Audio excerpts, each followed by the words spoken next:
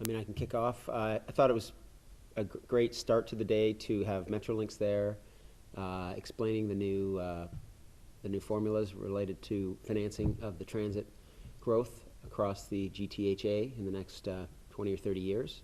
Certainly, that infrastructure needs to be improved and expanded, and good to know that they've been working hard, and finally there's some funding formulas in place. Created some controversy for sure in terms of where they feel they're going to get the funds from, but ultimately I think John Tory was right in his assessment, which is that we've been delaying this investment long enough, and we've got to finally step up and invest in infrastructure if the city's going to grow and expand and continue to flourish the way that it can and should. So I found that to be a great way to kick off the day. Paul, I don't know if you have anything to add?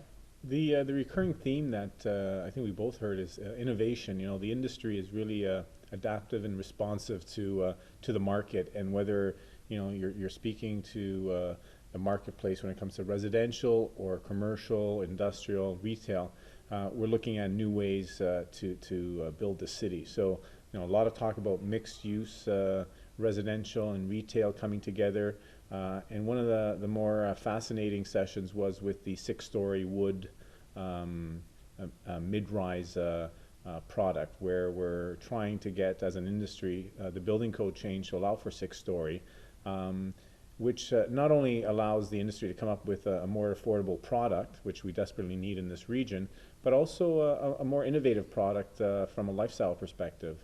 So that was one of the most interesting sessions of the day for me.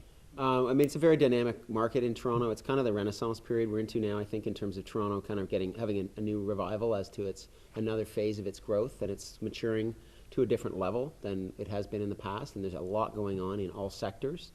So, it's exciting to see, as Paul mentioned, large mixed-use projects being a big part of the push, intensification along transit lines, the mixes of uses, so with a lot of residential, but as well office and retail, community components making up parts of some of these larger projects.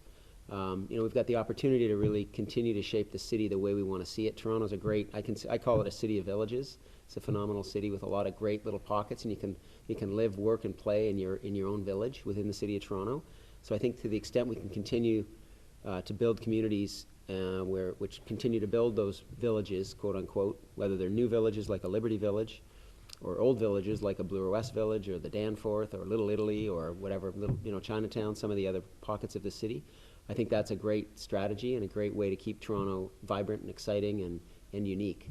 It's safe, it's clean, it's still a massive city, but you don't feel lost in a huge city with 6 or 8 million people, because you tend to be able to stay within your village. Mm-hmm. So I love that about Toronto. I hope we can sustain that. Well, I think I agree with John in that the overriding theme of the day is opportunity as well.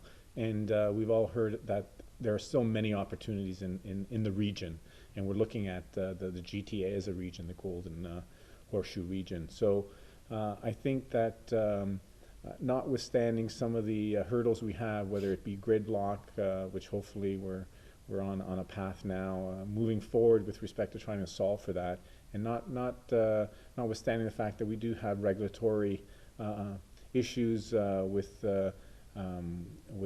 red tape and rising costs when it comes to development charges and whatnot.